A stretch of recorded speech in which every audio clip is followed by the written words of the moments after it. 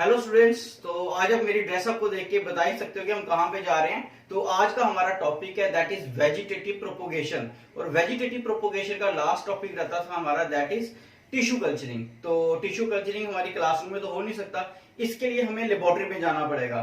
तो चलो आज लेबोरेटरी में जाते हैं और जाके वहां पे टिश्यू कल्चरिंग प्रैक्टिकली करते हैं कैसे होता है। तो वहां पे आपको शोर शराबा नहीं करना है क्योंकि लेबोरेटरी में बिल्कुल साइलेंस रखना है।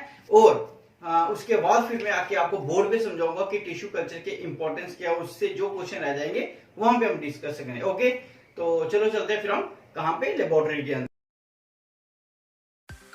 Plant tissue culture is a technique of growing cells, tissues, or organs in a sterilized medium under the controlled aseptic conditions so that we get number of plants. It involves number of steps such as first preparation of the instruments and nutrient culture medium. The second is sterilization of culture medium. Third is preparation of explant, and then inoculation of explants, incubation for growth, then acclimatizations of the plantlet and transfer to the pots. Now we will discuss one by one. The first is the preparation of the instruments. तो preparation of instrument में क्या है कि हमें जितने भी instruments हमारे पास used के होते हैं जो आप देख रहे हो, इनको अच्छी तरह से रैप करके रखना है ताकि इसके ऊपर कोई भी बैक्टीरियल एक्शन ना हो। तो आप किसी भी न्यूज़पेपर में, ब्राउन पेपर में इसको रैप करके रख सकते हो। और जब भी आप इसको फिर से और रैप करने के बाद इसको अपने एक पॉलीथीन में डाल देना है ताकि फिर हम इसको कई बार टेम्परेचर भी देते हैं ताकि कम्प्लीटली इसको डिस्ट्रॉय कर सकें। फिर आपने जितने भी आप इसमें ऑपरेटर्स लेते हो, कोई भी ऑपरेटर जो आप देख सकते हो, तो इन सभी ऑपरेटर्स को यूज़ करने से पहले इनको पूरी तरह से वॉश करना है डिटर्जेंट्स के अंदर, अल्कोहल के अंदर, ताकि थोड़ा बहुत अगर कोई बैक्टीरिया रह भी जाए तो वो पूरी तरह से यहाँ से हम कम्प्लीटली डिस्ट्रॉय कर सकें। तो जैसे आप देख रहे हो कितने अच्छे ढंग से इसको वॉश किया जा रहा है ताकि कोई भी बैक्टीरिया, कोई फंगस, कोई भी माइक्रो ऑर्गेनिज्म की एक्टिविटी इसके अंदर ना रह जाए। Next step is the preparation of the culture medium, जो that is very very important step, क्योंकि इसके बिना कोई भी हमारा काम नहीं हो सकता। और इसको बनाते समय हमें पूरा ध्यान रखना है, इसकी कंपोजिशन का ध्यान रखना है। इसमें macro elements, micro elements, vitamins, amino acids and sucrose का बहुत ही ज़्यादा रोल रहता है। और इसके अलावा कुछ हमारे हार्मोन्स होते हैं वो भी हम इसमें डालते हैं ताकि इसको अच्छी तरह से तैयार कर सकें। नेक्स्ट स्टेप रहेगा हमारा एक्सप्लांट को लेना। तो एक्सप्लांट क्या होता है? कोई भी सेल, कोई भी स्टेम, कोई भी बड हो सकती है। जैसे अब यहाँ पे देख रहे हो मैं इनको छोटे छोटे पीसीज में डिवाइड कर रहा हूँ। Take the stem of the plant, तब अपने इसके जो लीव्स होते हैं उसको रिमूव कर देना है, डिफोलिएट कर देना है। और कोशिश करनी है जो भी आप स्टेम लोगे, जैसे यहाँ पे हमने ली हुई है, तो उसमें कोई भी डिजीज़ नहीं होना चाहिए। और कोशिश करो कि मेरिस्टेमेटिक टिश्यू अच्छा हो। और यहाँ पे हम उसको फिर छोटे छोटे पीसीज में डिवाइड कर लेंगे with the help of scissor और ब्लेड, कुछ भी आप यूज़ कर सकते हो। तब आप देख रहे हो यहाँ पे कि हम उसको ब्रश के साथ सरफेस स्टरलाइज्ड करेंगे using the Clorox water, sodium, calcium chloride solution और मिथियोलेट, कुछ भी यूज़ कर सकते हो जो मैंने 4 केमिकल बोले हैं, ताकि इसके ऊपर जो थोड़ा बहुत सरफेस के ऊपर कुछ भी बैक्टीरिया कुछ हो उसको रिमूव कर देना है। तब आपने इनको क्या कर देना है, उसके बाद किसी प्लास्टिक या ग्लास के जार के अंदर, जिसके अंदर हमने पहले से फंगीसाइड या बैक्टीरियसाइड्स वगैरह डाले होते हैं, केमिकल्स जो इनको पूरी तरह से डिस्ट्रॉय कर देंगे, उनके अंदर इमर्ज कर देना है। और उसको फिर बाहर धोना है, रिमूव करना है उसको थोड़ी देर के बाद, ताकि ये सारी ग्रोथ एक्टिविटी ख़त्म हो जाए। Then we transfer these into the medium, तब हम इसको मीडियम में ट्रांसफ़र कर देंगे। और वो जो आप देख रहे हो जैसे कि मीडियम जब इसमें ट्रांसफ़र करेंगे तो मीडियम जो है वो उनकी रूट शूट सब बनाएगा और ये छोटे छोटे प्लांटलेट्स के अंदर कन्वर्ट हो जाएंगे। जैसे आप देख रहे हो इसके अंदर थोड़ी देर के बाद, according to the time period जो उसका होता है वो डिपेंड करता है कि प्लांट्स जो हैं वो किस तरह के हैं। तो जैसे आप देख रहे हो छोटा सा हमने पीस लिया तो उससे कितने सारे हमारे पास प्लांट बन गए। So this is the technique that is called tissue culturing. और तब हम इसको पहले ग्रीन हाउसेज में रखेंगे और ग्रीन हाउसेज में जब ये थोड़े बड़े हो जाएंगे तब इनको ट्रांसफ़र कर। ये लगता है कि आपको जो मैं लेबोरेटरी में लेके गया था वहाँ पे आपको थोड़ा सा एक्सपेरिमेंटली मैंने बताया, प्रैक्टिकली बताया कि टिश्यू कल्चरिंग होता क्या है। तो आपने खुद देख लिया उसको कि किस तरह से टिश्यू कल्चरिंग होती है। लेकिन ये जो 4-5 मिनट की स्लाइड थी इसमें आपको पूरा समझ नहीं आया होगा। तो लेकिन मैं चाहता था कि आपको थोड़ा सा आइडिया मिल जाए तो लेकिन अब हम इसको अपनी क्लास के अंदर बोर्ड के ऊपर करेंगे, यहाँ पे आपको पूरा ध्यान से सुनना है कि टिश्यू कल्चरिंग होती है, और जो भी क्यूरीज होंगे वो बाद में मेरा जो कमेंट बॉक्स है उसमें लिख सकते हो, और वहां पे हम उसको क्लियर करेंगे। तो चलो फिर अब चलते हैं अपनी क्लास। ओके स्टूडेंट्स, तो हम स्टार्ट करते हैं टिश्यू कल्चरिंग। तो जब भी टिश्यू कल्चरिंग स्टार्ट करते हैं तो हमारे दिमाग में कुछ क्वेश्चंस आएंगे, क्यूरीज होंगी, क्योंकि हमारे पास इतनी सारी टेक्निक्स हैं, कटिंग है, ग्राफ्टिंग है, लेयरिंग है, उसके बावजूद हम टिश्यू कल्चरिंग क्यों कर रहे हैं, तो उसका क्या कारण है। तो why we go for tissue culturing, तो उसका कारण ये है क्योंकि एक कारण नहीं, बहुत सारे कारण हैं। तो कारण ये है कि टिश्यू कल्चर जो है एक ऐसा मैकेनिज्म है जिसको माइक्रो प्रोपोगेशन का भी नाम देते हैं, और इस प्रोसेस से जो हमारे पास एंडेंजर्ड स्पीसीज हैं, क्योंकि हमारे अब जैसे जैसे पॉपुलेशन बढ़ रही है, हमारे बहुत सारे स्पीसीज हैं जो बिल्कुल खत्म होने पे हैं। सो क्रिटिकली डेंजरस कंडीशंस में आ चुके हैं। तो उन प्लांट को बचाने के लिए हमारे पास एक ऐसा साधन है जिससे हम बहुत ज्यादा स्केल में उनको वापस रिजनरेट कर सकते हैं, क्योंकि कटिंग लेयरिंग से उतना ज्यादा वो प्रोपोगेट नहीं कर पाएंगे। दूसरा, हमारे पास जो आज प्लांट्स हैं वो बड़े ज्यादा डिजीज्ड प्लांट होते हैं, तो टिश्यू कल्चरिंग से हम डिजीज फ्री प्लांट्स भी पैदा कर सकते हैं जिनको कोई बीमारी नहीं होगी। सो ऐसे बहुत सारे और भी मेथड्स है जो इंपॉर्टेंस में आगे आपको लास्ट में बताऊंगा। तो इसलिए हम क्या करते हैं, टिश्यू कल्चरिंग के लिए ज्यादा आगे निकल रहे हैं। तो दूसरी बात आ गई कि टिश्यू कल्चरिंग है क्या मैकेनिज्म। सो टिश्यू सबसे पहले बताना चाहिए टिश्यू है क्या। So tissue is a group of cells. So tissue किसको बोलते हो, group of cell that aggregate with one another to perform a set of similar function. मतलब हम सिर्फ ग्रुप ऑफ सेल्स को टिश्यू नहीं बोल सकते, जब वही ग्रुप ऑफ सेल्स आपस में जुड़ते हैं और जुड़ने के बाद वो मिलके एक काम करते हैं, तब हम उसको टिश्यू का नाम देते हैं। लेकिन ऐसा नहीं है, हम टिश्यू कल्चरिंग में सिर्फ टिश्यू ही लेते हैं। टिश्यू कल्चरिंग में हम कभी भी सेल भी ले सकते हैं, हम इसमें टिश्यू भी ले सकते हैं, और इसमें कोई ऑर्गन भी ले सकते हैं। लेकिन उस सेल, टिश्यू और ऑर्गन के अंदर कैपेबिलिटी होनी चाहिए कि वो एक नए प्लांट को बना सके। मींस मेरिस्टेमेटिक टिश्यू होना चाहिए, हेल्दी सेल होना चाहिए, हेल्दी ऑर्गन होना चाहिए जो आगे प्रोसेसिंग कर सके। सो टिश्यू कल्चरिंग क्या है, दैट अब कल्चरिंग भी आ गया।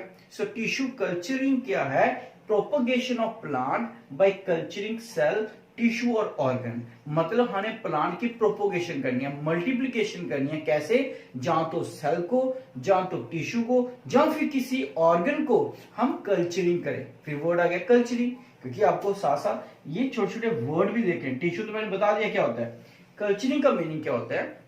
कल्चरिंग का मीनिंग होता है जब हम आर्टिफिशियल मीडियम में एसेप्टिक कंडीशन में लेबोरेटरी के अंदर किसी भी प्लांट को डेवलप करते हैं, that process is called as culturing. हम उसको कल्चर का नाम देते हैं। मतलब फिर से समझो कि जब जैसे आज आपने देखा, जो हमने वीडियो दिखाई थी, मेरा वीडियो दिखाने का पर्पज ही यही होता है, क्योंकि जो आप वीडियो देख लेते हो, जो मैं पढ़ा रहा हूं शायद ये वर्ड्स आपको भूल जाए, लेकिन जो आप पिक्चर्स देखते हो, मूवीज देख रहे हो, वो भूलेंगे नहीं। इसलिए मैं हर कोशिश करता हूँ अपनी कोई भी स्लाइड बनाने से पहले मैं एक छोटी सी वीडियो दिखा दूंगा आपको, 3-4 मिनट की, ज्यादा टाइम भी वेस्ट ना हो और आपको दिमाग में बैठ जाए। तो वहां पे आपने देखा होगा सारे का सारा काम जो है लेबोरेटरी के अंदर हो रहा है और एसेप्टिक कंडीशंस में हो रहा है, ताकि कोई भी डिजीज प्लांट को ना लगे जब वो ग्रोथ कर रहा हो। इट मीन्स हम क्या कर रहे हैं, प्लांट की प्रोपोगेशन कर रहे हैं। टिश्यू तो कर रहे हैं, प्लांट की ग्रोथ करें, लेकिन कहां पे करें, एसेप्टिक कंडीशन, और कहां पे करें, लेबोरेटरी के अंदर करें। And that process is called as tissue culturing. तो ऐसा क्यों है कि क्या हर सेल के पास कैपेबिलिटी होती है? बिल्कुल, हर प्लांट के हर पार्ट के हर सेल के पास कैपेसिटी होती है, उसके पास टोटल कैपेबिलिटी होती है कि वो एक नए प्लांट को जन्म दे सकता है, क्योंकि हर सेल के पास अब वही कंपोनेंट होते हैं जो दूसरे सेल के पास है। सिर्फ डिपेंड करता है कि हम उसको क्या वैसा इन्वायरमेंट दे रहे हैं। तो अगर हम वैसा इन्वायरमेंट देंगे तो वो जरूर आगे नया प्लांट को जन्म देगा। सो वही हमारा कंसेप्ट है कि उनको न्यूट्रिएंट्स देने हैं, एसेप्टिक कंडीशन देनी है, ताकि वो नए प्लांट बना सके। So this is called tissue culturing. So this is as far as the definition of the tissue culturing is concern. अगर हम बात करें, any part of a plant can be grown in nutrient medium under sterile condition can give rise to a whole plant. मतलब किसी भी cell को, tissue organ को आप नए प्लांट में डेवलप कर सकते हो। कंडीशन ये है कि उसको न्यूट्रिएंट मीडियम अच्छा मिलना चाहिए, साथ ही साथ और कंडीशन कैसे होनी चाहिए, स्ट्राइल कंडीशन होनी चाहिए। ये दो कंडीशन अगर हम किसी सेल को प्रोवाइड करते हैं, जो टोटिपोटेंट सेल हो, जो मेरिस्टेमेटिक सेल्स हो, तो मोस्टली वो सेल क्या करेंगे, आगे डेवलप करेंगे। तो बात आती है मीडियम कौन सा देना है। तो मीडियम क्या है हमारे पास, ये हमारे पास मीडियम आ गया जो हम ज्यादातर प्रोवाइड करते हैं किसको, टिश्यू कल्चरिंग के दौरान। And the medium comprises of sucrose, inorganic salt, vitamins, proteins, growth regulator. अब ग्रोथ रेगुलेटर क्या, इस पे पूरा एक चैप्टर है आपका, मेरे ख्याल से 11th में भी होगा। ग्रोथ रेगुलेटर्स होते हैं वो रेगुलेटर जो प्लांट की ग्रोथ करने में मदद करते हैं। So these are the hormones such as auxin, gibberellic, cytokinin, abscisic acid. तो ये सारे के सारे जो फाइटो हार्मोन्स हैं ये भी यहाँ पे हमारे यूज होंगे एज ए ग्रोथ रेगुलेटर, या फिर आप बोल सकते हैं एज ए मीडियम, ताकि इनकी रूट और शूट बनाने में मदद कर सके। So this is the small definition concept of the tissue culturing. अब हम आगे देखेंगे कि टिश्यू कल्चर के स्टेप्स क्या होते हैं। ओके स्टूडेंट्स, तो नेक्स्ट स्टेप है हमारा स्टेप्स ऑफ टिश्यू कल्चरिंग। तो हमने देख ली डेफिनेशन क्या होती है, अब स्टेप्स देखते हैं। तो स्टेप्स में अगर हम देखें तो ये हमारे पास कुछ स्टेप्स बनते हैं जो टिश्यू कल्चरिंग के अंदर होंगे। तो सबसे पहला स्टेप होता है प्रिपरेशन ऑफ द इंस्ट्रूमेंट। ये सब अपने वीडियो में देखा है, उसको थोड़ा सा हम और डिफाइन कर लेते हैं। तो इसको डिटेल में हम पे बताया गया है, लेकिन थोड़ा सा और बता देते हैं कि प्रिपरेशन ऑफ इंस्ट्रूमेंट। तो जब भी आप टिश्यू कल्चरिंग करते हैं लेबोरेटरी के अंदर, सबसे पहले हमें क्या करना है कि जो जितने भी हमारे इंस्ट्रूमेंट्स होते हैं यहाँ पे यूज होंगे, चाहे वो नाइफ होगा, चाहे वो वहां पे पेट्री डिश होगी, चाहे आपका ग्लासेस होंगे, जो भी होगा उसको सबसे अपने पहले स्टरलाइज कर लेना है, ताकि उसके अंदर कोई भी बैक्टीरिया ना हो। अगर उस वहां पे कोई बैक्टीरिया होगा, कोई माइक्रो ऑर्गेनिज्म होगा, तो उससे प्लांट जो होगा वो डिजीज फ्री नहीं हो पाएगा। सो this is the preparation of the instruments. Okay, उसके बाद आपने क्या करना है, preparation of the nutrient culture medium. तो आपने उसके बाद मीडियम को तैयार करना है, क्योंकि बिना मीडियम के कल्चरिंग हो ही नहीं सकती। तो मैंने बताया था मीडियम में क्या क्या चाहिए, अभी 2 मिनट पहले मैंने आपको बताया था। वहां पे आप सुक्रोज हो सकता है, न्यूट्रिएंट्स हो सकते हैं, हमारे पास ऑक्सिन, साइटोकिनिन मोस्टली हम यूज करते हैं जो प्लांट ग्रोथ बोलते हैं, साल्ट हो सकते हैं। तो इस तरह से एग्रोज बड़े सारी और कंपोनेंट्स हैं जो हम मिक्स करके एक जेल लाइक स्ट्रक्चर बनाते हैं, जो लिक्विड होता है या फिर थोड़ा सॉलिडिफाई भी हो सकता है। सो जैसे हमारे पास जैम होता है, बटर होता है, इस तरह का कोई मीडियम बनता है जिसमें हम सेल वगैरह एक्सप्लांट को डालेंगे। तो ये हमारा बड़ा इंपॉर्टेंट स्टेप होता है। अगर यहाँ पे थोड़ी सी गलती हो जाए तो हमारा पूरा प्लांट, पूरा जो आगे फॉर्मेशन होगी वो नहीं हो पाएगी। तो यहाँ पे हमें कल्चर बनाते समय ये ध्यान रखना है कि जो सेल है या जो प्लांट है वो किस कैटेगरी का प्लांट है, हम किस तरह के प्लांट को ले रहे हैं, और वैसा ही न्यूट्रिएंट तैयार करना है, क्योंकि हर एक प्लांट की अपनी ही एक रिक्वायरमेंट होती है। So second step is called preparation of culture medium. Third step आ गया, जब आपने इंस्ट्रूमेंट भी तैयार कर लिए, आपने मीडियम तैयार रखा हुआ है, तो फिर होगा प्रिपरेशन ऑफ एक्सप्लांट। अब आपकी बारी आती है कि जिस प्लांट को, जो मैंने यहाँ पे करके भी बताया था आपको, जब आपने वीडियो देखी होगी, तो वहां पे हम छोटे छोटे पीसेस ले रहे हैं। तो ये एक्सप्लांट क्या होता है, दैट इज कोई भी सेल, कोई भी टिश्यू, कोई भी ऑर्गन। और ऑर्गन में भी क्या ले सकते हो आप, यहाँ पे आप लीफ को यूज कर सकते हो, यहाँ पे स्टेम यूज कर सकते हो, यहाँ पे आप रूट का टिप ले सकते हो। मेरिस्टेमेटिक टिश्यू को अगर आप लेते हो तो वो सबसे अच्छा रहेगा, क्योंकि उसके अंदर कैपेबिलिटी होती है। दूसरा, जो मेरिस्टेमेटिक टिश्यू होता है, ऐसा सेल जो हमेशा डिवाइड करता है, तो वो डिजीज फ्री होते हैं। अगर पूरे प्लांट को डिजीज है तो हो सकता है कि जो मेरिस्टेमेटिक टिश्यू है उसको डिजीज ना हो। तो हम इसलिए मेरिस्टेमेटिक टिश्यू को ज्यादा लेते हैं, टोटिपोटेंट होता है, उसमें कैपेबिलिटी होती है आगे डिवीजन की। तो हम एक्सप्लांट लेंगे, मतलब हम प्लांट का कोई भी पार्ट ले सकते हैं इसके लिए। थर्ड स्टेप भी हो गया।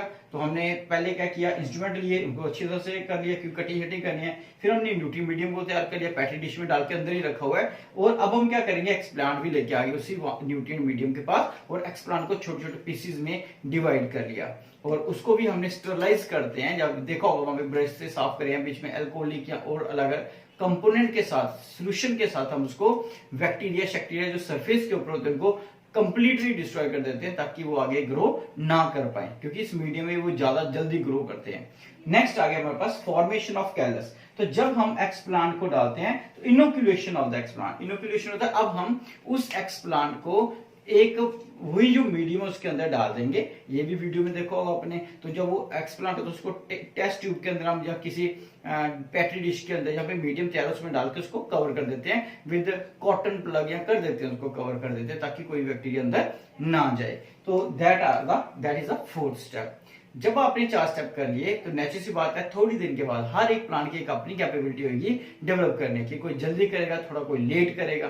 तो उसके बाद आप देखोगे उसी पैटी डिश के अंदर, यहाँ पे हमने वो मीडियम रखा था, तो वहां पे क्या होगा, आप देखोगे एक ग्रुप ऑफ सेल बन जाएगा। अगर एक टिश्यू लिया था, उस एक टिश्यू से हो सकता है उसमें 10, 15, 20 सेल हो, तो आप देखोगे 500, 10, मतलब 1000 तक जो सेल बन जाएंगे, तो एक ग्रुप ऑफ सेल बन जाएगा। वैसे ही जैसे मलबरी का फ्रूट होता है, शहतूत का जो फ्रूट होता है, छोटे छोटे उसके ऊपर दाने दिखते हैं, वो वैसा ही एक स्ट्रक्चर बन जाएगा। ऐसे स्ट्रक्चर को हम नाम देते हैं दैट इज कैलस। सो उस एक सेल से हमारे पास हजारों सेल बन जाएंगे। और अगर हम चाहते हैं कि अब उसमें कोई रूट शूट तो है नहीं, और अगर हम चाहते हैं कि उसी मास ऑफ सेल से हम एक नहीं 5000 सेल चाहिए, हम उस कैलस के छोटे छोटे पीसेस करेंगे और हर एक पीस को एक अलग अलग न्यूट्रिएंट मीडियम में डालेंगे, और हर एक जो पीस होगा वो फिर से हजार सेल देगा। इसलिए हम इसको माइक्रो प्रोपगेशन का भी नाम देते हैं। इसको बोलते हैं कि लार्ज स्केल पे मल्टीप्लीकेशन करता है, ये एक कारण है। ओके, तो हमने क्या कर दिया, कैलस तैयार कर लिया। कैलस क्या, मास ऑफ सेल, कोई रूट नहीं है, कोई शूट नहीं है, इसके पास सिर्फ सेल है। अब हम क्या करेंगे, उस कैलस के अंदर कुछ ऐसे न्यूट्रिएंट्स डालेंगे, मीडियम चेंज कर देंगे, या फिर ऐसा कुछ थोड़ा डालेंगे जिससे रूट और शूट फॉर्मेशन भी हो जाए, जैसे oxygen and cytokinin in the ratio of 3:1 और 1:3। तो जब हम रेशियो चेंज करते हैं तो फिर क्या होता है, इसी सेल के यहाँ पे अगर हम देखें तो रूट बनना शुरू हो जाएगी, और थोड़ी देर के बाद देखेंगे तो वहां पे शूट फॉर्मेशन भी होना शुरू हो जाएगी। उसी सेल के ऊपर वाले हिस्से से शूट बनना शुरू हो जाएगी, शूटलेट बोलते हैं, और नीचे वाले हिस्से से रूटलेट बनना शुरू हो जाएंगे। और ऐसे प्रोसेस को आप बोलोगे दैट इज प्लांटलेट। क्या बोलोगे, प्लांटलेट। तो आपने देखा उसी कैलस को, उसी बॉटल के अंदर वही प्लांट जो है वो पूरा का पूरा प्लांटलेट में कन्वर्ट हो जाएगा। नेचुरल सी बात है, अब उस लैब में तो वो प्लांट डेवलप करेगा नहीं, तो अब हम क्या करेंगे, वहां से निकाल के उसको ग्रीन हाउस के अंदर शिफ्ट कर देंगे। लेकिन शिफ्ट करने से पहले आप उसको एक बार वॉश कर लेना अच्छी तरह से, क्योंकि अगर आपने वॉश नहीं किया, उसकी रूट्स के अंदर मीडियम लगा होता है, और वो मीडियम जो होता है वो बैक्टीरिया का पसंद का होता है। जब सॉइल के अंदर डालोगे तो बैक्टीरिया उस सॉइल को खाने के साथ साथ मीडियम को खा जाएंगे, और मीडियम किसके साथ है, रूट के साथ, तो रूट को भी डिस्ट्रॉय कर देंगे। इस तरह से वहां पे रूट के अंदर बैक्टीरिया की या और ऑर्गेनिज्म की डेवलपमेंट हो जाएगी, और वो प्लांट खत्म हो जाएगा। तो इससे पहले कि आप उसको ट्रांसफर करो ग्रीन हाउस के अंदर, तो आप उस मीडियम को वहां से रिमूव कर दो, उसको सिंपली वॉश करके वाटर के साथ। तो ये स्टेप थे हमारे पास, दैट इज टिश्यू कल्चरिंग के। फिर से एक बार देख लो, सबसे पहले हमने इंस्ट्रूमेंट को साफ किया, फिर हमने न्यूट्रिएंट मीडियम बताया था कैसे, वहां पे भी बताया, यहाँ पे भी बता रहा हूँ। फिर आपने एक एक्सप्लांट लिया, आप रूट ले सकते हो, शूट ले सकते हो, मेरिस्टेमेटिक जो टिप होती है शूट की, रूट की, वो सबसे अच्छा रहेगा। फिर आपने इंक्यूलेशन किया, आपने किसको, एक्सप्लांट को, उसको आपने मीडियम में डाल दिया। जब मीडियम में डालोगे तो नेचुरल बात है, नहीं मीडियम क्या करेगा, उसके रूटलेट और शूटलेट बनाएगा। जब रूटलेट भी बन गया, शूटलेट भी बन गया, वो प्लांटलेट में कन्वर्ट हो जाएगा। जब प्लांटलेट में कन्वर्ट हो गया तो वहां से उसको ट्रांसफर करना है ग्रीन हाउसेज के अंदर। और ग्रीन हाउसेज में क्यों करते हैं, क्योंकि ये प्लांट इतने छोटे होते हैं कि डायरेक्ट लाइट को ये सहन नहीं कर सकते, ये टॉलरेंस पावर इतनी नहीं होती कि ये उसको डायरेक्ट सहन कर सके। इसलिए हम ग्रीन हाउस में रखते हैं, ताकि जो इनकी जितनी लाइट चाहिए उतनी ही मिले। और ये फिर वो जब कन्वर्ट होंगे थोड़े बड़े प्लांटलेट से प्लांट बनेंगे, तब हम इनको नर्सरीज में शिफ्ट कर देंगे। तो ये हमारे स्टेप्स। अब आगे करेंगे बात importance of the tissue. Okay students, तो लास्ट हमारा जो पॉइंट रह जाएगा वो रह जाएगा इंपॉर्टेंस ऑफ टिश्यू कल्चरिंग।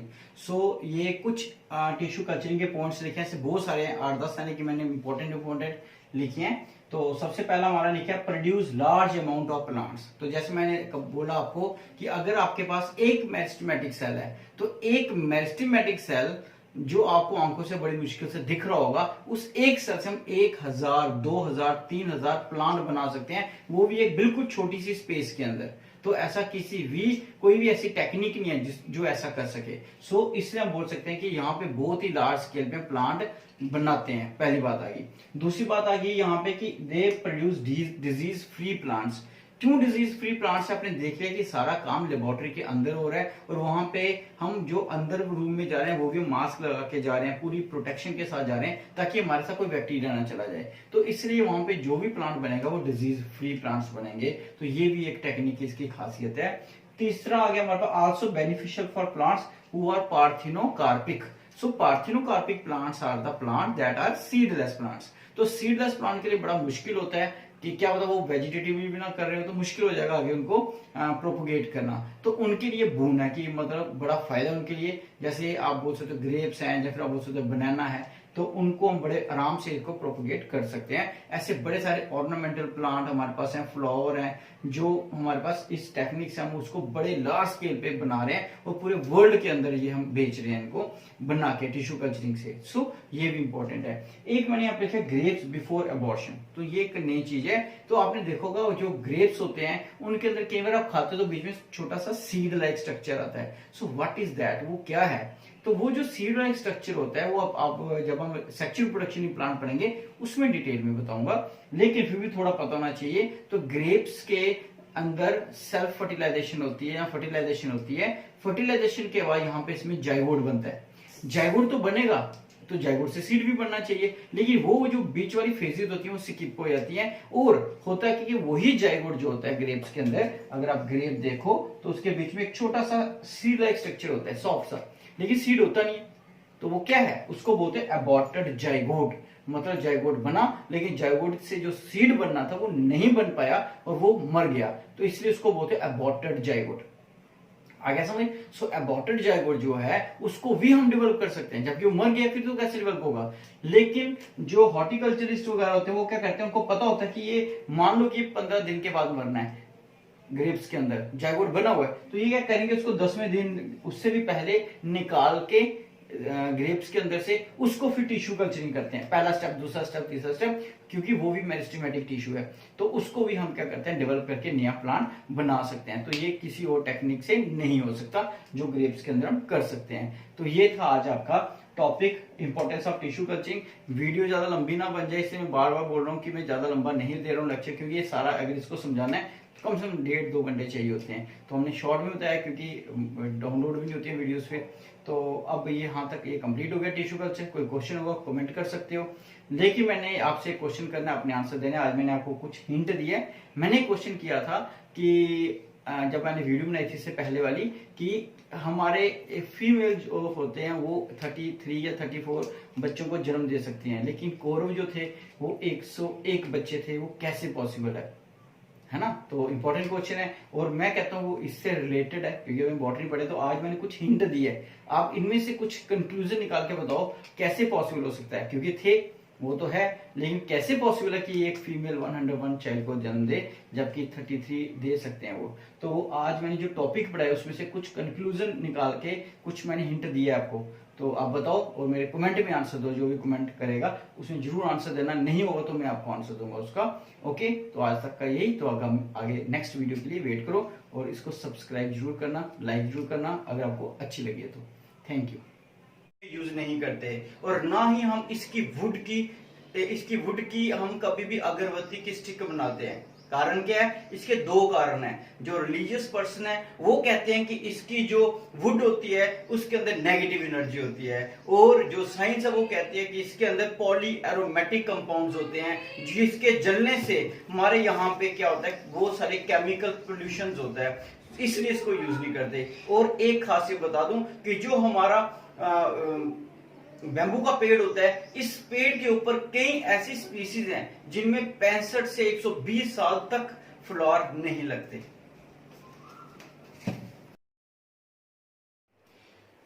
आपको जानकर खुशी होगी, इस टाइम मैं इंडोनेशिया के अंदर हूं और आप देख ही सकते हो कि मैं कहां पे हूं और क्या कर रहा हूं। तो इस टाइम मैं आपको लेके आया हूं इंडोनेशिया के अंदर।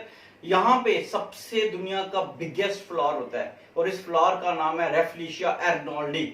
और ये जो आप फ्लावर देख रहे हो इसके 4 या 5 सेपल्स होते हैं और एक एक सेपल जो होता है वो 2.5 किलो का है, और नियर अबाउट इसका जो टोटल वेट होता है 12 केजी तक होता है। और ये इस फ्लावर को आप देखोगे तो इस फ्लावर के अंदर काफी ज्यादा स्मेल भी आ रही है, और मुझे भी बहुत सारी स्मेल आ रही है इस टाइम, लेकिन आपके लिए मैं यहाँ पे बैठा हूँ और बताना चाहता हूँ कि दुनिया का फ्लावर इससे कोई भी बड़ा फ्लावर नहीं है। और इसके अंदर इंसेक्ट्स भी आपको मिलेंगे। ये देखो एक और इंसेक्ट्स आ गया।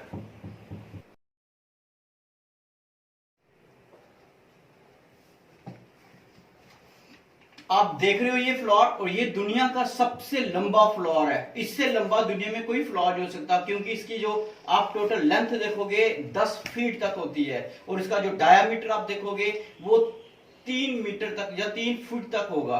तो आप इससे अंदाजा लगा सकते हो कितना बड़ा फ्लोर है। और इस फ्लोर में से बहुत गंदी स्मेल आती है जो इंसेक्ट को अट्रैक्ट करते हैं। ऐसी स्मेल आती है जैसे एक लाश में से आती है, गली सड़ी लाश में से आती है। इसी कारण इस फ्लोर का नाम रखा है कॉर्प्स फ्लोर। एक ऐसा फ्लोर जिसमें से गली सड़ी चीजों की स्मेल आ रही है, और हमें भी बहुत ज्यादा स्मेल आ रही है। तो हम यहां तक ही रुकेंगे, अब अगले फ्लोर की तरफ चलेंगे। तो आपने बड़े सारे फ्लोर सुने होंगे जो दिन के समय खिलते हैं, लेकिन कभी ऐसा सुना है कि कोई फ्लोर रात को खिलता है और दिन को बंद हो जाता है? जी हाँ, उस फ्लोर का नाम है मून फ्लोर। और ये फ्लोर की खासियत होती है कि जैसे रात को चांद की किरणें आती हैं तो ये खिलना शुरू होता है, और जैसे वो बंद होगा तो ये भी बंद हो जाएगा। जानते हो ये कौन सा फ्लोर है?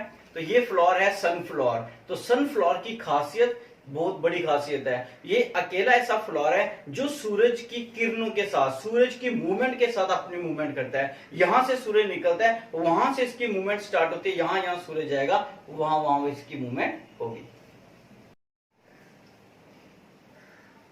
आपको जानकर आश्चर्य होगा कि दुनिया में कुछ ऐसे फ्लोर भी हैं जो आप मेरे पीछे देख पा रहे हो, कि जो रात के समय वार्म टेम्परेचर में गैसेस प्रोड्यूस करते हैं, और ऐसी गैसेस कि अगर वहां पे कोई माचिस लेके चला जाए तो वहां पे आग भी लग सकती है।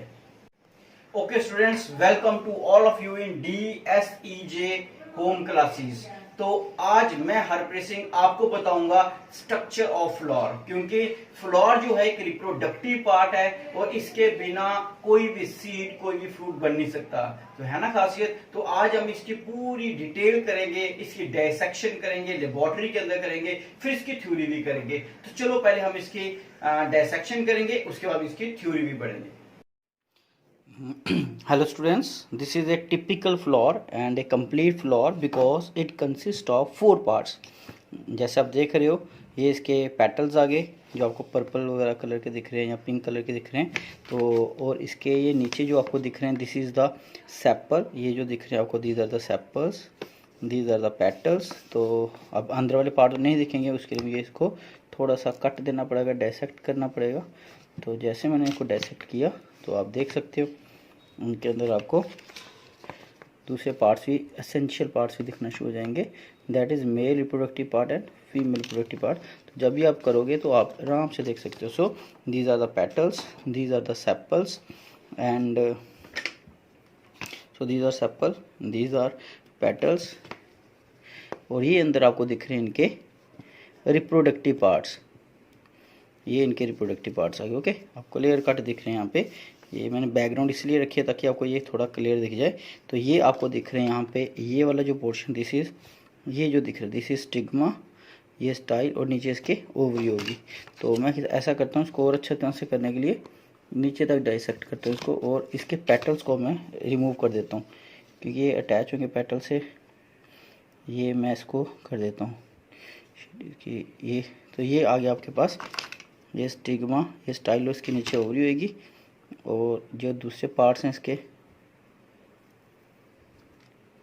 ये आपको जो मैं रिमूव कर रहा हूँ, एक्स्ट्रा पार्ट जो है वो रिमूव करो यहाँ से। तो जैसे हम एक्स्ट्रा पार्ट को रिमूव करेंगे तो जो और पार्ट में दिखना शुरू हो जाएंगे। तो मैं ऐसे करता हूँ, ये आपको दिखा देता हूँ पहले। ये आपको दिख रहा है, ये जो दिख रहे हैं पार्ट, ये क्या हैं, ये इसके एंथर हैं, और इसके पोलन भी मेरे इसके साथ लग रहे हैं। और आप देखोगे ध्यान से, इसके साथ भी जो मैंने नीडल लिया इसके साथ क्या लग रहे हैं, पोलन। तो इसके ऊपर पोलन ये पूरा मैच्योर हो चुका है, मतलब पोलिनेशन करने के लिए। ठीक है, तो ये अब बात करते हैं, ये जो दिख रहा है आपको portion, this is stigma, style, और जो ओवरी है इसके अंदर ही रह गया क्योंकि टूट गया। तो अगर हम इसको ओवरी को रिमूव, मेल पार्ट को रिमूव करेंगे तो आपको ओवरी भी दिख जाएगी। तो ये क्लियर कट ओवरी दिख रही है। ओके, तो ये हमारे पास आ गया, दैट इज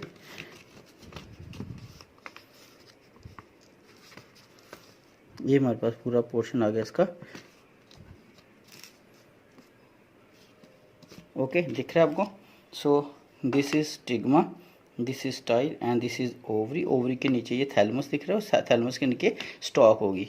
और मैंने बोला था आपको यहाँ पे हमें मेल पार्ट भी दिख रहे थे, उनको भी मैं कर देता हूँ, वो अटैच है पेटल्स के साथ। तो ये मैं निकाल रहा हूँ, ये मेल पार्ट। तो ये आ गया आपके पास मेल पार्ट जो इसके अटैच होते हैं। सो ये स्टिग्मा स्टाइल ओवरी, और ये आपको दिख रहे हैं, ये आ गया आपके पास एंथर, और ये आ गया इसका फिलामेंट, और ये आ गया इसके दैट इज़ पेटल्स। ये क्या आगे पेटल्स, तो सब कुछ बता रहा हूँ। और ये आगे इसके सेपल्स, तो ये सेपल्स आगे green portion. So these are the petals, these are sepals, these are gynoecium that is stigma style and ovary, जिसको पिस्टल बोलते हो। ये एंथर है और ये फिलामेंट, इन दोनों को जोड़ के बोलते हो स्टेमन्स और मेल रिप्रोडक्टिव पार्ट। सो ये 4 फ्लोर के पार्ट अगर हैं फ्लोर के पास, उस फ्लोर को बोलते हो कंप्लीट फ्लोर। अगर इनमें से कोई भी एक रिमूव कर दें तो उस फ्लोर को हम बोल देते हैं incomplete flower. So this is as far dissection is concern. अब हम इसको लेबोरेटरी के अंदर से निकल के करेंगे कहाँ पे, क्लासरूम के अंदर इसको डिटेल में structure of the floor. Thank you very much. तो स्टूडेंट्स आपने डायसेक्शन देख ली। मुझे लगता है कि आपको डायसेक्शन से काफी कुछ पता चल गया होगा। और डायसेक्शन करने का मेरा मकसद होता है, क्योंकि बच्चों के पास फ्लोर तो होते हैं, लेकिन फ्लोर को डायसेक्ट कैसे करना है, कहाँ पे ओवरी है, कहाँ पे उसके स्टिग्मा है, कहाँ पे स्टाइल है, उनको वो थोड़ा सा कंफ्यूजन होता है। तो थोड़ा सा आपको आइडिया मिल गया होगा। आप अपने घर में जितने भी फ्लोर हैं उनमें से हर फ्लोर अलग अलग कैपेबिलिटी होती है, हर उसके अलग अलग स्ट्रक्चर्स होते हैं। तो उनको आप जरूर डायसेक्ट करें, और डायसेक्ट करने के बाद उनको काफी ज्यादा आप अच्छी तरह से समझ सकेंगे। तो चलो अब हम उसी डायसेक्शन को थोड़ा सा बोर्ड पे लेके आते हैं। तो मैंने सबसे पहले आपको बताया था फ्लोर क्या होता है। तो फ्लोर किसको बोलते हो? फ्लोर एक रिप्रोडक्टिव शूट होता है, मतलब कि ये हमारा रिप्रोडक्टिव शूट है, एक स्पेशलाइज्ड रिप्रोडक्टिव शूट है, जिसके अंदर रिसेप्टेकल होगा, एक नोडल पोर्शन बोल सकते हो, एक स्वेलन स्ट्रक्चर होता है जिसको आप रिसेप्टेकल्स का नाम देते हो।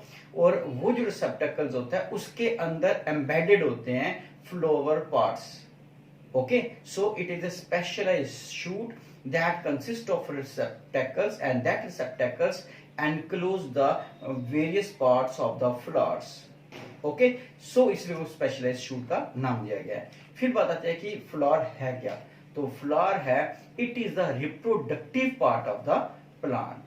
तो ये रिप्रोडक्टिव पार्ट होता है। Why the flower is called reproductive part? Because it helps in the sexual reproduction of the plant. तो प्लांट की जो सेक्सुअल रिप्रोडक्शन होती है उसमें ये मदद करता है, और जो वेजिटेटिव पार्ट्स होते हैं वो उसके एसेक्सुअल में मदद करेंगे। यहां तक क्लियर है? सो flower is the reproductive part of the plant. तीसरी बात आ गई कि फ्लावर के अंदर ऐसा क्या है जिसके कारण वो रिप्रोडक्शन सेक्सुअल में मदद करेगा। तो प्लांट के अंदर दो हमारे पास जिसको बोलते हैं एसेंशियल पार्ट्स होते हैं, जिसको आप बोलते हो that is male reproductive part and female reproductive part. वो दोनों पार्ट फ्लावर के पास होते हैं। हो सकता है कि एक फ्लावर के अंदर दोनों ही हो, और कुछ फ्लावर ऐसे भी होंगे जिनमें एक ही हो, लेकिन उसके दूसरे जो प्लांट होगा उसके अंदर उसका दूसरा पार्ट भी होगा। एक के पास मेल होगा तो दूसरे में फीमेल भी होगा। So flower is the part that contain male as well as female reproductive parts. अगर उनके पास मेल और फीमेल रिप्रोडक्टिव पार्ट है तो इट मींस वो गैमेट्स भी प्रोड्यूस करते होंगे। तो गैमेट्स किसको बोलते हो? That is egg and sperm. और अगर एग एंड स्पर्म उनके अंदर बनते हैं तो फर्टिलाइजेशन भी होती होगी।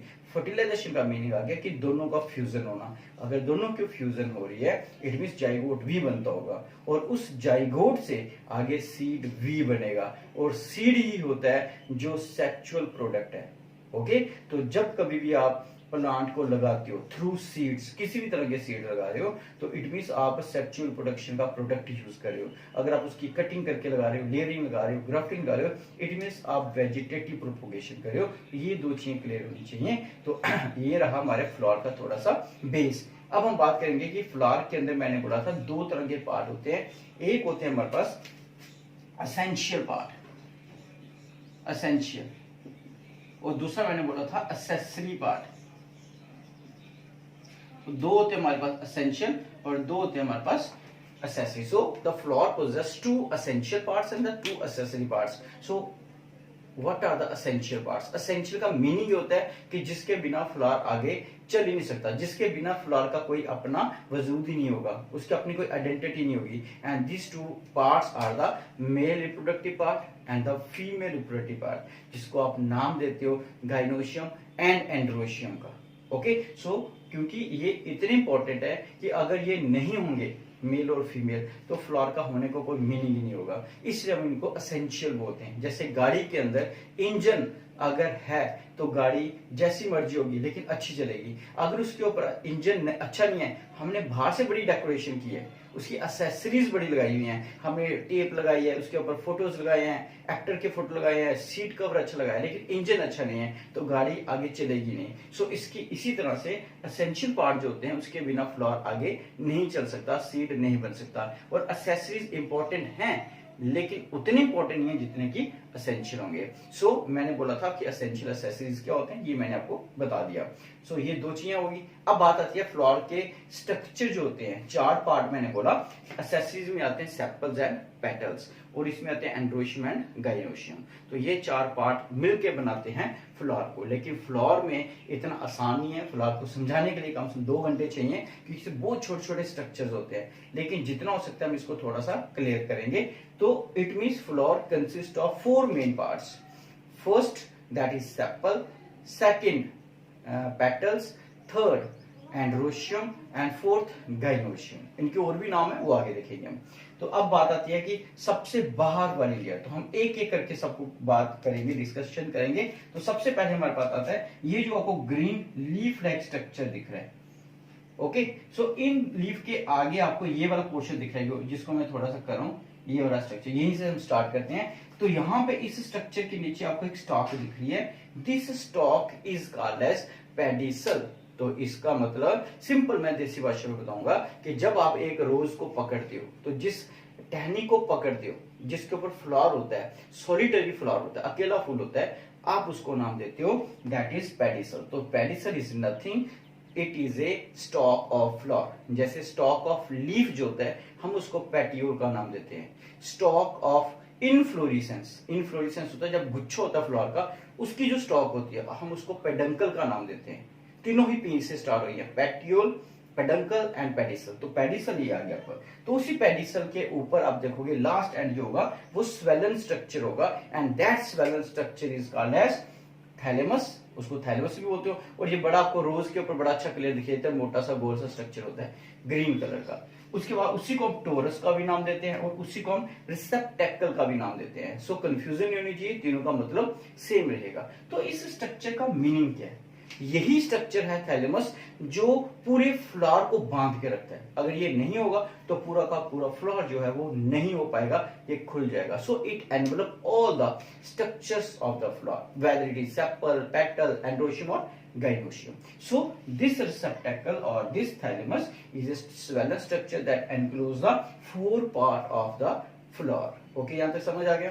कोई मुश्किल?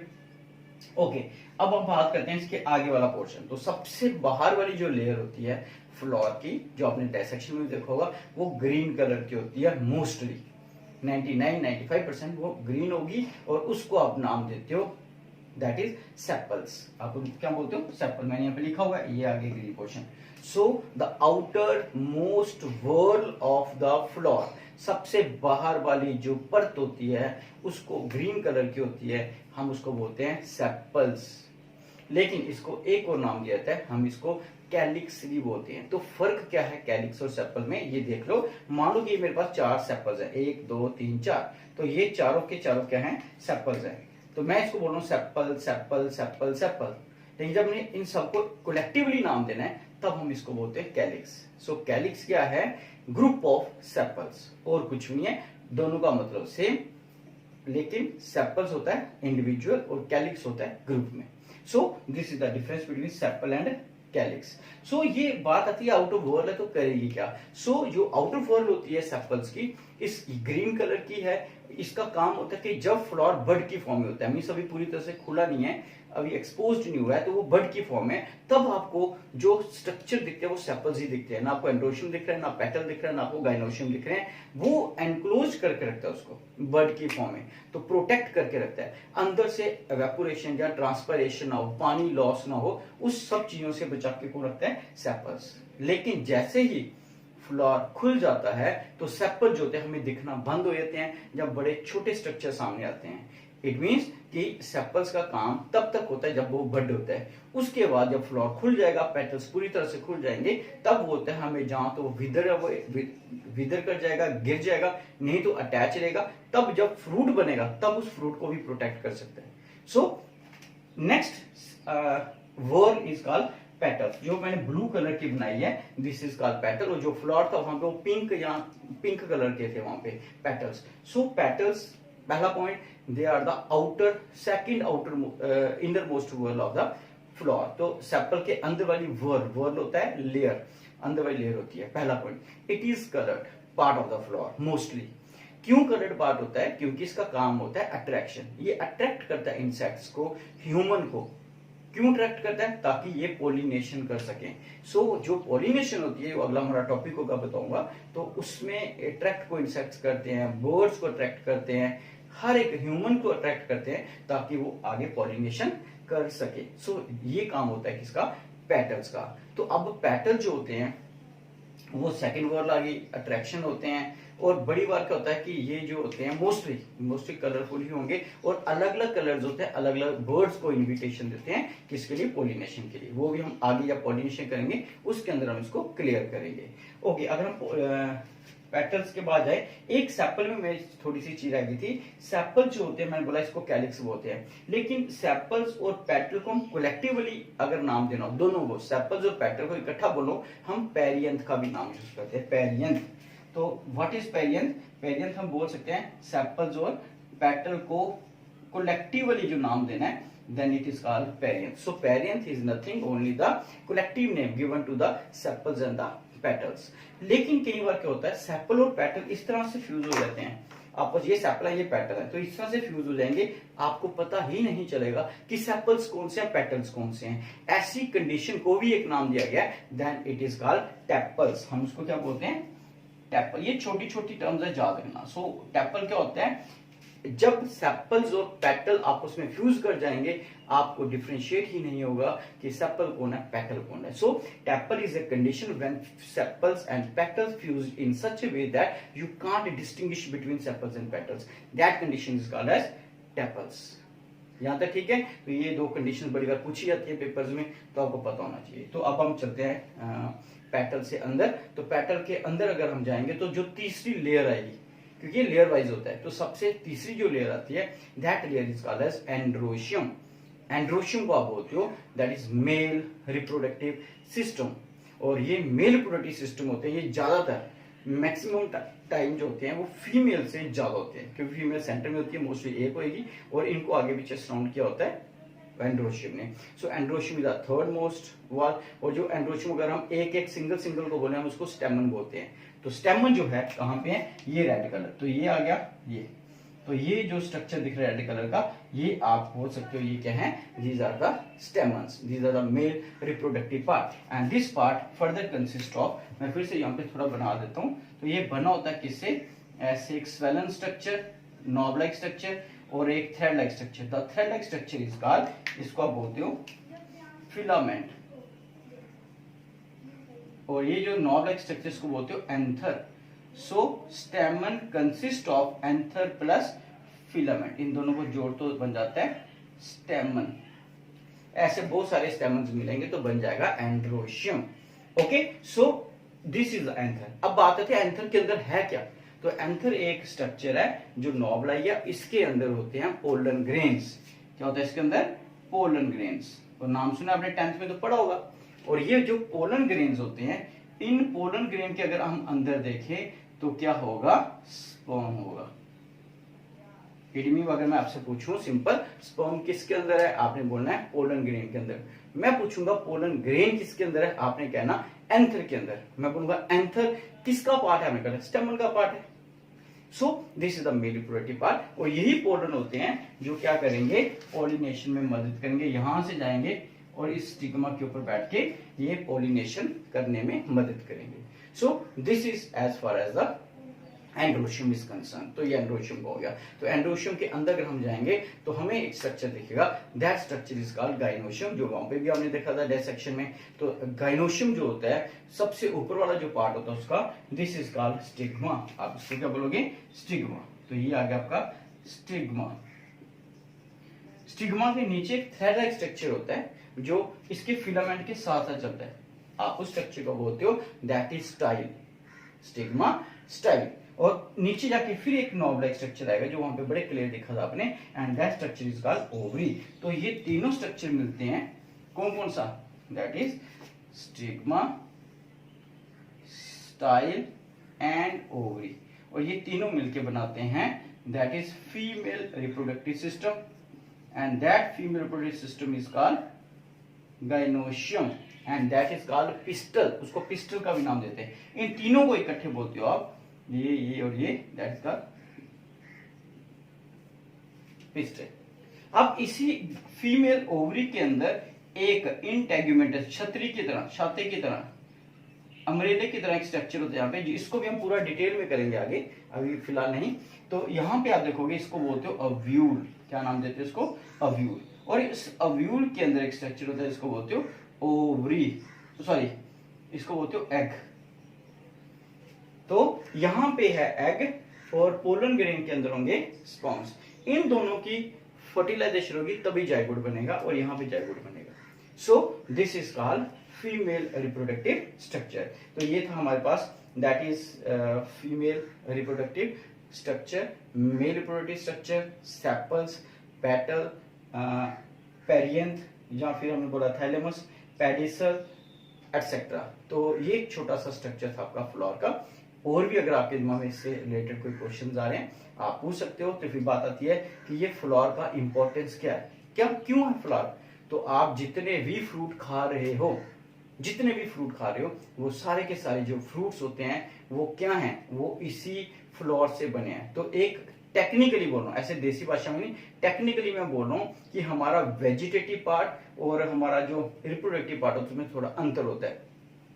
आपकी जितनी भी वेजिटेबल्स होती है, मैं टेक्निकली बोल रहा हूँ, क्या पता कोई ऐसा बोले ऐसा नहीं है, लेकिन मैं टेक्निकली बोल रहा हूँ कि वेजिटेटिव पार्ट से वेजिटेबल्स बनते हैं मोस्टली, और रिप्रोडक्टिव पार्ट मींस फ्लावर से जो भी बनेगा हम उसको फ्रूट का नाम देते हैं, क्योंकि फ्रूट की डेफिनेशन ही होती है राइपन्ड ओवरी। फ्रूट की डेफिनेशन है राइपन्ड ओवरी, मींस जब ये ओवरी पक जाएगी, कब पकेगी, जब इसमें स्पर्म आएंगे फर्टिलाइजेशन करेंगे, तो राइपन्ड ओवरी को हम फ्रूट बोलते हैं। इट मींस अगर आपके दिमाग में क्वेश्चन चल रहा होगा कि लेमन क्या है, तो लेमन भी फ्रूट है। अगर हम बोले कुकुम्बर क्या है, तो जिस चीज के अंदर सीड है, चाहे वो टमाटर भी होगा, हम उसको फ्रूट का ही नाम देते हैं टेक्निकली। चाहे आप पी का नाम ले लो, पाइसम सैटिवम मींस मटर जो होता है वो भी फ्रूट में ही आता है।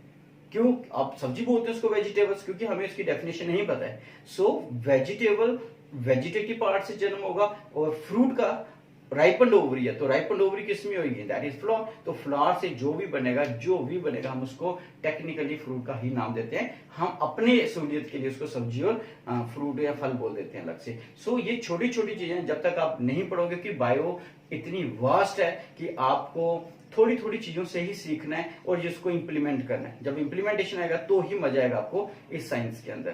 तो थैंक यू, आज के लिए इतना ही है।